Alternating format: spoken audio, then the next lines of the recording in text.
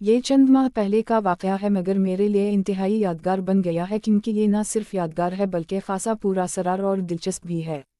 मेरे bachelor of arts के इम्तिहानात होने वाले थे, मगर उनसे कुछ ही दिन पहले अचानक मेरी तबीयत ख़राब हो गई। कई रोज़ तक बिस्तर से हिला जुल भी ना गया। नकाहत इस कदर थी कि बिस्तर से उठती तो सर चकराने लगता और मजबूरा मुझे दोबारा लेट जाना पड़ता। इस सब में पढ़ाई भी डिस्टर्ब होकर रह गई थी। डॉक्टर की हिदायत पर मुसलसल कई रोज़ दवा खाने के बाद कुछ इफाक़ा हुआ।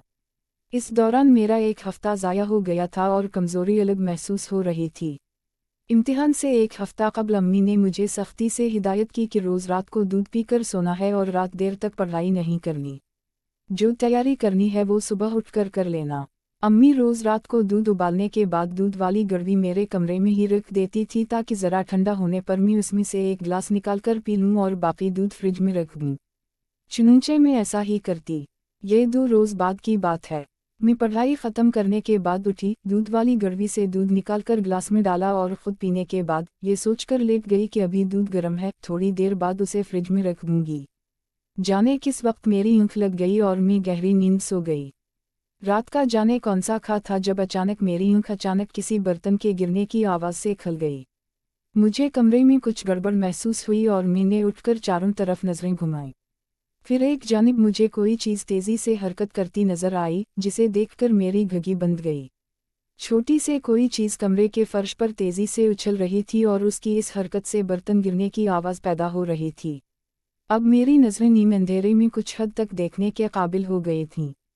अब जो मैंने गौर से देखा तो मालूम हुआ कि कोई सियाह रंग की चीज़ दूध वाली गड़वी को लेकर ऊपर नीचे ऐसे उछल रही है जैसे कोई गेंद हो, और उसी से वो बर्तन गिरने जैसी आवाज़ पैदा हो रही थी।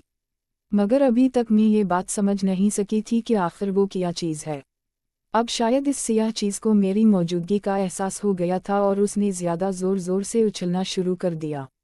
मैं अगरचे बहुत खौफज़दा थी, मगर ना तो चीख रही थी और ना ही कमरे से भागने की कोशिश ही की थी। फिर मैंने हिम्मत जुमा की और उठकर कमरे की लाइट जला दी। अब मंजर वाज़ेह था। सो मैंने गड़वी की तरफ बगौर देखा। ओह! बे-इख्तियार मेरे मुंह से निकला। सियाह रंग की बिल्ली गड़वी में मुंह फंसाए बैठी थी। अब चूंकि उसका मुंह गड़वी के छोटे से मुंह में फंसकर रह गया था, इसलिए वो अपनी झुंझलाहट उछल कूद कर दिखा रही थी। कमरे में इधर से उधर उसकी भाग दौड़ एक अजीब मंजर पेश कर रही थी और मुझे समझ नहीं आ रही थी कि मैं क्या करूं। बिल्ली की कोई मदद करूं या उसे पकड़ूं, कुछ समझ नहीं आ रही थी। बिल्ली इस कदर इश्तियाल में थी कि उसे पकड़ना भी मुमकिन ना था। इस दौरान मेरे कमरे से आवाज़ें सुनकर अम्मी और भाई भी आ गए। अब सबके सामने वही मंजर था जिसे मैं कई मिनट से देख रही थी।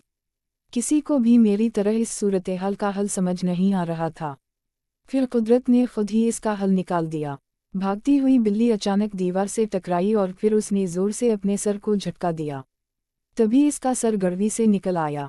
कुछ देर के लिए बलीग ठटकी, जैसे वो भी मंजर देखकर हैरान हुई हो, और फिर उसने हम सबको हैरान करते हुए कमरे में लगे कूलर की तरफ दौड़ लगा दी, मगर जल्दबाजी में वो कूलर के ऊपर लगे हार्ड बोर्ड में उलझ गई और उसे दोबारा वापस आना पड़ा। अब उसके तेवर और ख़तरनाक थे। वो गौरती हुई इधर उधर भाग रही थी और उसे रास्ता नहीं मिल रहा था। फिर वो मेरे कमरे से बाहर निकली और टेलीविज़न लाउंज की तरफ दौड़ी। अब भाई ने आगे बढ़कर टेलीविज़न लाउंज से बाहर जाने वाला दरवाज़ा खोल दिया। बिल्ली फ़ौरन इस तरफ आई और बाहर निकल गई। यूं ये मामला ख़त्म हो गया। अब इस बात पर गौर शुरू हुआ कि बिल्ली के साथ क्या और कैसे हुआ। सबकी मुश्तरका तफ्तीश से ये बात सामने आई कि रात किसी वक्त बिल्ली कूलर के रास्ते से मेरे कमरे में आई थी और उसने दूध की खुशबू से मजबूर होकर गड़वी के अंदर पड़ा हुआ थोड़ा सा दूध पीने के लिए अपना मुंह अंदर तक घुसा दिया था। बस फिर इसके साथ वही हवा जो ऊपर बयान कर चुकी हूँ।